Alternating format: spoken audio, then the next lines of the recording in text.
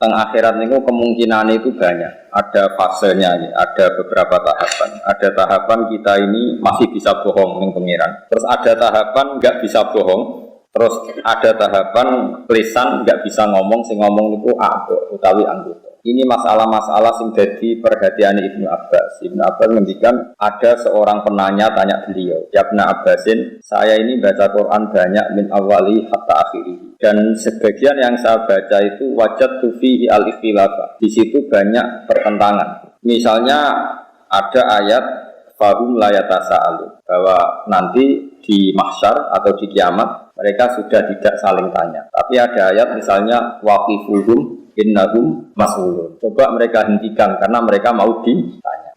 Terus ada ayat-ayat yang mereka itu sudah sama sekali tidak bisa jawab. Misalnya ayat al-yawma nakhtimu ala afwahihim wa tukallimuna aydihim wa tashhadu arjuluhum. Tapi kata ayat nomor 5. Wa qalu li juludihim lima syahidtum alaina qalu antaqana Allahu allazi antaqa kulla syai'in wa huwa khalaqakum awwala marrah. Iki rumah tenan. Jadi manusa niku bodoni niku digawa mulai teng dunya, nanti teng akhirat itu pangeran lah karepe dibodoni. Mulane ketika mereka dituduh atau ditanyakan, apakah kamu syirik? Mereka masih jawab, wallahi rabbina ma kunna musyrikin. Demi Tuhan, kita ini tidak melakukan syirik. Ini rumah tenan. Mungkin ketemu siapanya. Tapi kadang-kadang mereka itu terus enggak bisa bohong. Jadi itu sing disebut la yatakallamuna illa man adzina lahu rahman wa qala lahu sawa. Terus ada saat-saat mereka itu sama sekali lesannya tidak bisa ngomong. Jadi disebut al-yawma nakhtimu ala afwahihim wa tukallimuna aydihim wa tashhadu arjuluhum. Terus kata Ibnu Abbas,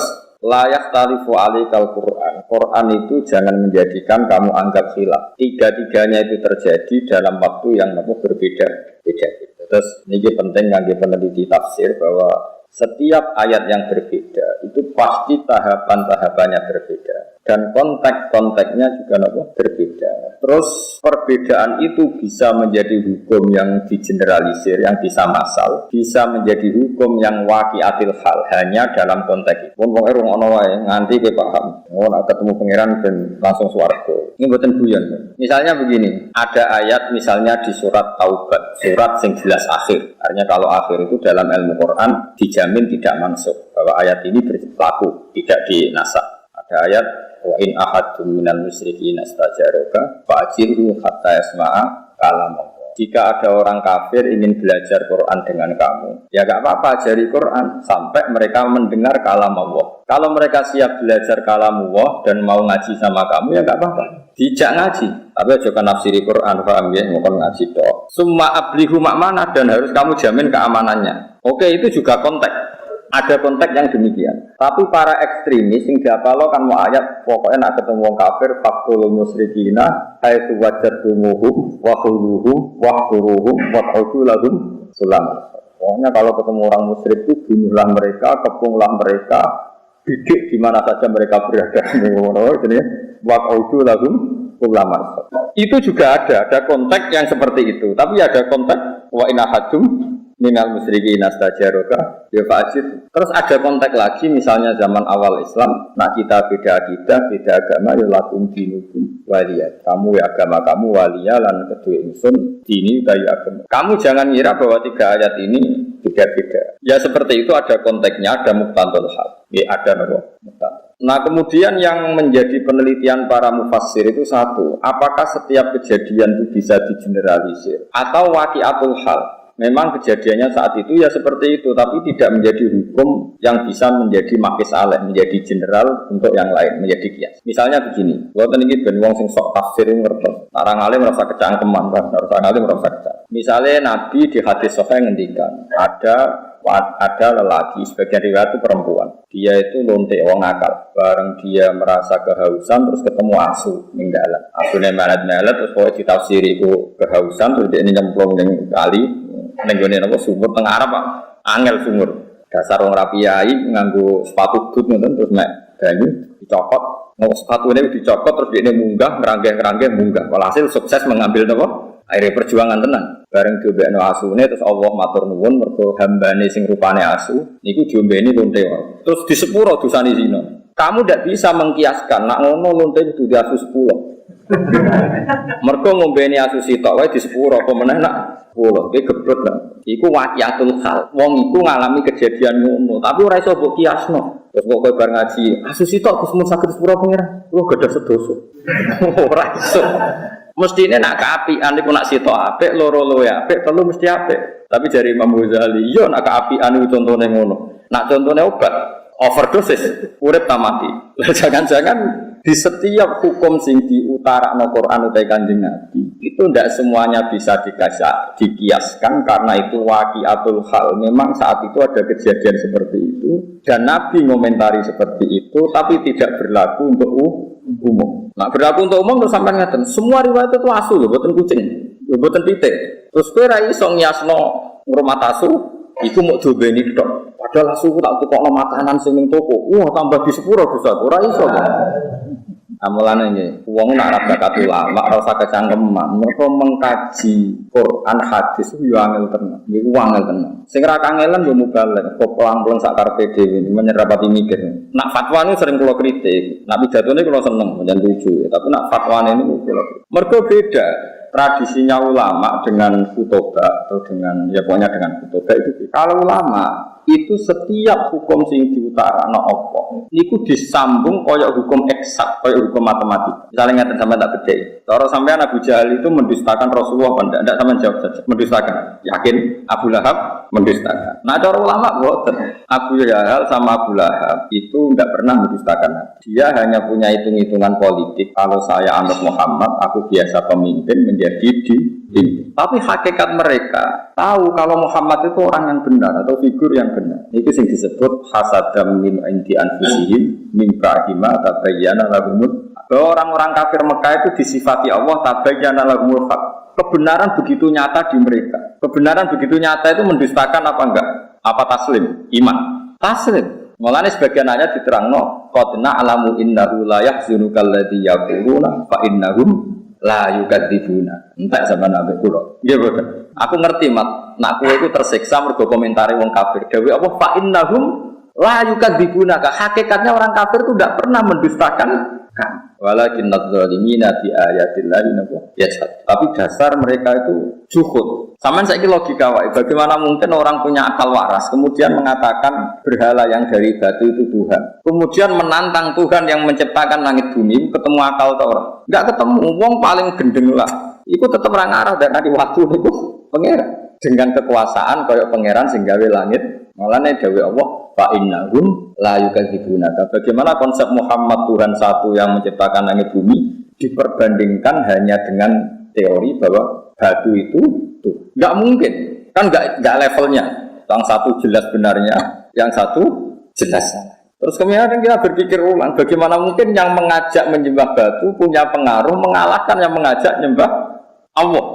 Enggak ketemu menang. Nah, itu tradisinya ulama meneliti sampai seperti itu. Makanya kesimpulannya adalah kebenaran absolut adalah kebenaran yang musuh kita pun mengakui. Jadi itu fa innahum la yukadzibuna. Hakikat orang kafir itu tidak pernah mendustakan, tapi pura-pura mendustakan karena kalau mengakui Muhammad benar, dia dari pemimpin menjadi pengikut, menjadi dipimpin. Itu yang mereka dan disebut hasadam min indi anfusihim min ba'di ma tabayyana lahum. Tapi di beberapa ayat orang kafir dia diceritakan Allah bahwa mereka mendustakan para rasul. Makanya tadi mereka tidak mendustakannya dalam konteks apa? Paham ya? Mereka mendustakan dalam konteks apa? Ya sama, Nabi misalnya ngendikan wong sing ning omahe rumah asu, iku malaikat gak par-par. Lan ibadahe ditolak pangeran dihapuskan sekian hari. Mau ono cerita ngombeni asu di sepuro, saiki ono cerita ngrumat asu. Masalah, malaikat saja tidak mau dekat.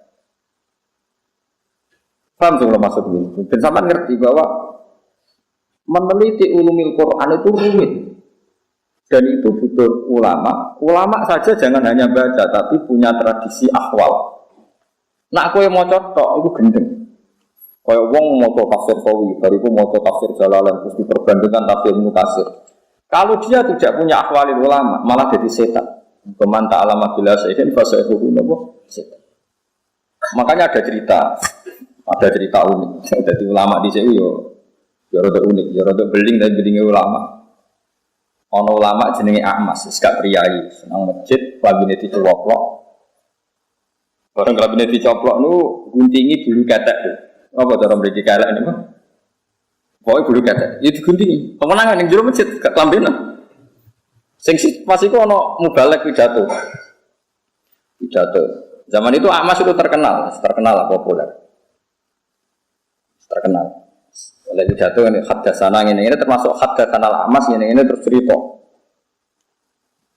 fadilah sholat macam-macam.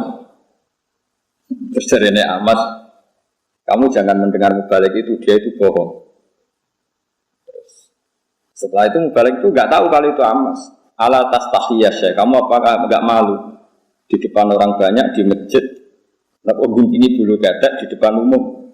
Boyo desain barang. 5 ada. Kenapa saya harus malu? Ana fi sunnatin wa anta fi kifkit. Termasuk sunnah, termasuk fitrah adalah guntingi bulu ketek. Ana fi sunnatin. Kowe bodoni. Kok bisa saya ini mubalek, saya ini pidato. Anal amas. Kowe muni haddatsan al amas, anal amas sing jenenge amas ya aku iku. Kowe mulang-muling murid aku ora kenal kowe. Ini penting kula aturaken karena sekarang orang itu meneliti Islam itu tidak pakai guru. Sehingga cara memahami dia tentang nahi mungkar atau tentang amar ma'ruf, tentang apa saja, itu tidak punya akhwalul ulama. Makanya kalau menjadi ulama, tradisinya selain memegang beberapa literatur atau marojek kitab-kitab sahihah, al-kutubus sahihah, juga ada akhwalul ulama. Akhwal itu satu perilaku konsensus yang diyakini antar ulama. Saya ulang lagi, yang diyakini antar apa? Diyakini antar ulama. Ini penting kalau aturaken. Karena ulama itu punya guyonan banyak yang kita tidak pernah tahu. Misalnya begini. Ono wong senengane ngrasani wong. Nah, kowe santri amatir terus ngrasani wong itu dosa ngene. Tapi ulama itu punya pikiran begini. Ono wong misalnya jadi lonte atau maling, sudah dirasakane wong sak desa. Gara-gara kesalahannya sering dirasani dia jatuh, enggak dihormati di masyarakat situ. Nah, ulama itu takok, ngrasani hukumnya piye, Mbah? Ya dosa. Ya jenengan nonton yang ngrasani kok gak mbok loroi. Ciri utama maksiat itu adalah dia jatuh. Lahum fid dunya khizyun, pasti karena dia lonte atau dia maling atau copet. Pasti Allah mentakdir ciri khas maksiat itu diantara hukumannya adalah jatuh di dunia dan jatuh di akhirat. Dan awal kejatuhan adalah jadi gunjingan atau dirasani wong akeh. Bagaimana Anda bisa mengharamkan sesuatu yang menjadi hukumannya Allah Subhanahu? Ini ulama. Sehingga dia ya tetap kalau tanya hukum yang rasani wong piye? Ya dosa. Jenengan ana ngrasani kok menengahi. Ya menengahi. Yo ora mesti nerangno ndek, tapi kula ulama ngerti. Maksudnya iku yo pancen khase kesalahan ben dadi rasane wong benja. Lho umpama saiki ana lonte utawa ana maling, ana koruptor, gak ana sing beritakno, gak ana sing ngrasani, terus ora salah iki. Paham lho maksud? Lha itu uniknya Rasulullah. Rasulullah itu kadang nek ana ngrasani diseneni. Oh, jongko aja ngrasani dosa. Tapi kadang Nabi yo ngrasani. Ana wong bulet ngono. Senengane apik tapi wong bulet dari Nabi bisa akul asyira, wong kok eleke. Kira terus ulama mendengaran kita. Ngrasani iku haram kecuali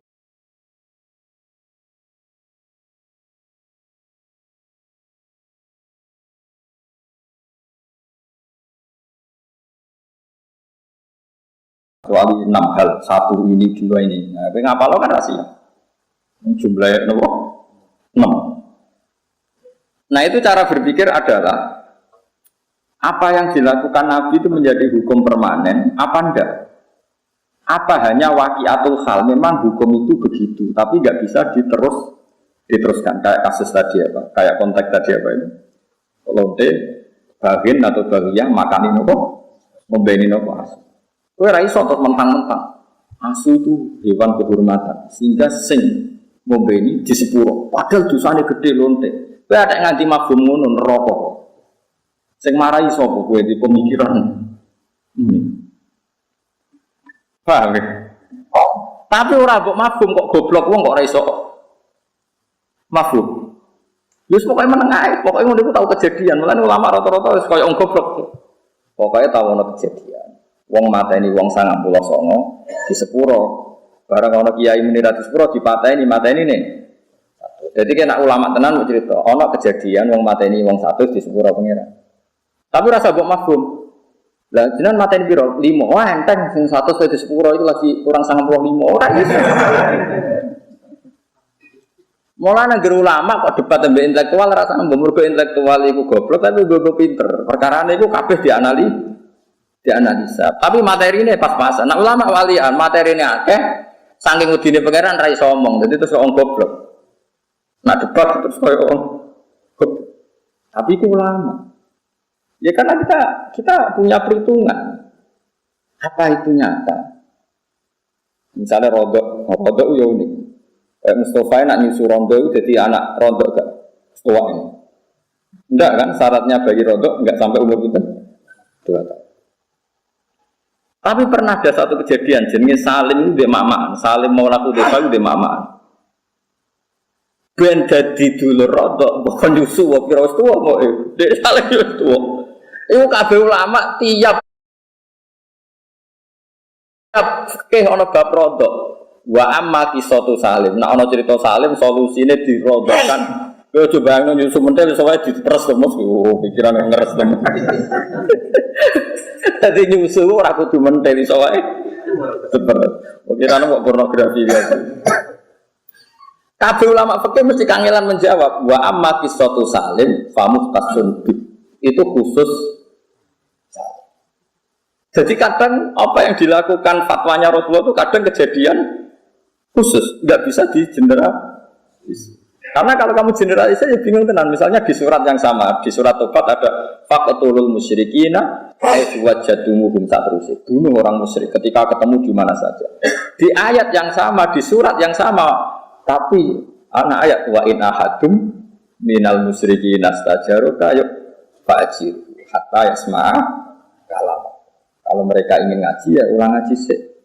Karwane nek diulang ngaji ra iso-iso, piye meneh. Tapi nek masalah ra iso ora kudu wong kafir, wong Islam diulang ngaji ra iso-iso kan ya akeh. Yo napa boten. Apa wong Islam nek diulang ngaji terus iso kan ora mesti. Itu paling angel ning bab ulumul Quran. Ini paling sulit. Karena ya memang sulit. Dan enggak perlu dipecahkan, saya ulang lagi itu enggak perlu dipecahkan. Ya sudah, kita tidak tahu kita yaumil kiamah, enggak apa-apa. Daripada kayak keputusan biru, satu orang kayak keputusan. Ini penting kalau aturakan. Terus di Quran itu seperti itu banyak. Makanya yang dikirim Abbas, ono ayat fahum layat asa'alun, mereka enggak ditanya. Ada ayat waqifuhum innahum mas'ulun, hentikan mereka karena mau ditanya. Ada ayat mereka bisa menjawab. Ada ayat al-yawma nakhtimu ala afwahim, bahwa mereka sudah tidak bisa menjawab karena lisannya gitu. Ini penting kalau terangkan jenengan orang gegabah maknani Quran. Jadi maknani Quran itu macam-macam. Masuk sing dibutuhkan paling angel itu ahwal ulama. Pun jenengan dan ulama. Ahwal itu ya ahwal itu perilaku ulama. Perilaku ini bukan sekedar fatwa hukum tapi ini perilaku. Misalnya begini, ini tak judono uniknya ulama memahami dawe Kanjeng Nabi. Nabi nanti ngendikan aksir min ma'rifatin nas, cung kowe kanca sing akeh. Engger kanca akeh yo manfaat akeh. Sufyan Ats-Tsauri gurune Imam Syafi'i nak maknane aksir min ma'rifatin nas, maknane aklid. Kowe iku nak kancanan sithik wae yo akeh. Kok saged wong hadise akeh kok ngongkon sithik.